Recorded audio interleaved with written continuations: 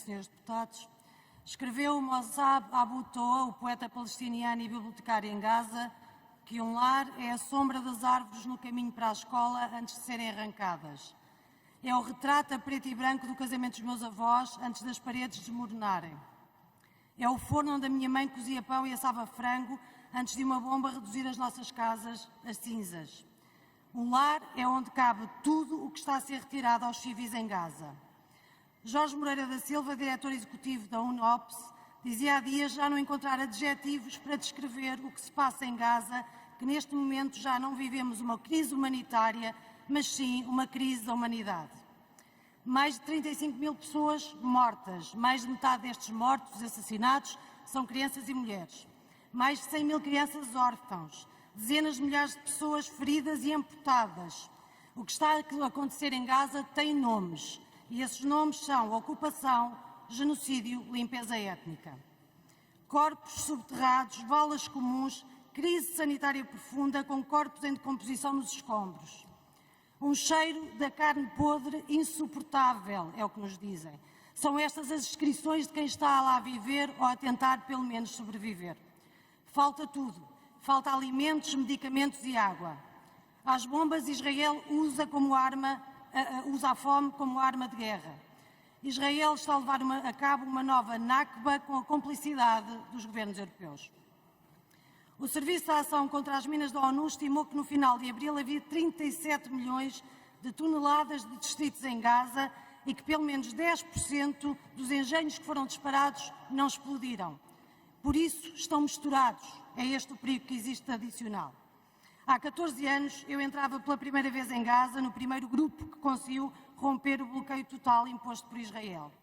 Entrei por Rafah, onde hoje estão mais de 1 milhão de pessoas deslocadas a morrer à fome.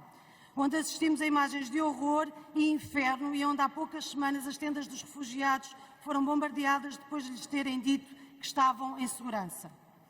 Desde 7 de outubro há já poucas paredes que sobram, incluindo hospitais e escolas. Esmaga-nos a total impunidade de um governo que não olha a meios para aniquilar um povo.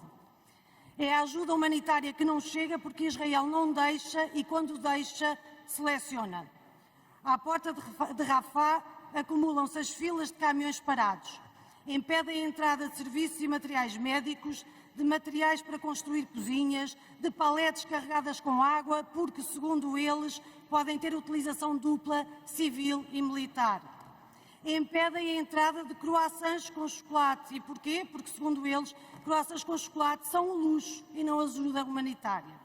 Estas não são palavras minhas, são relatos da Cruz Vermelha que na fronteira tenta organizar a entrada e distribuição de bens. Quando o Tribunal Internacional de Justiça decretou que o Estado de Israel teria de tomar medidas para evitar o genocídio, o que aconteceu? O Estado de Israel diminuiu a entrada da ajuda humanitária. Quando o Tribunal Penal Internacional emitiu um mandato internacional de captura contra Netanyahu, o que é que aconteceu? O Estado de Israel mandou disparar sobre tendas de refugiados em Rafah. Tudo isto com a cumplicidade da comunidade internacional. Que nunca se confunda um regime colonial e sionista como o do governo israelita com o judaísmo e que não se permita que as atrocidades e crimes cometidos pelo regime sionista possam alimentar discursos antissemitas.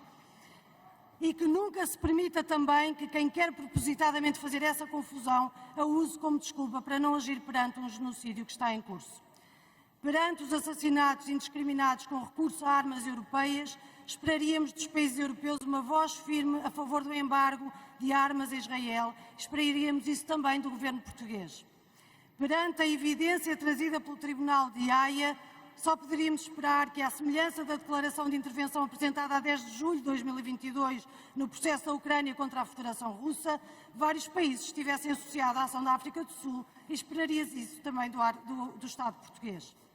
Perante os discursos recorrentes em relação à solução de 2 Estados, esperaríamos que os governos europeus, que ainda não o fizeram, reconhecessem o Estado da Palestina e continuamos a esperar isso do Estado português.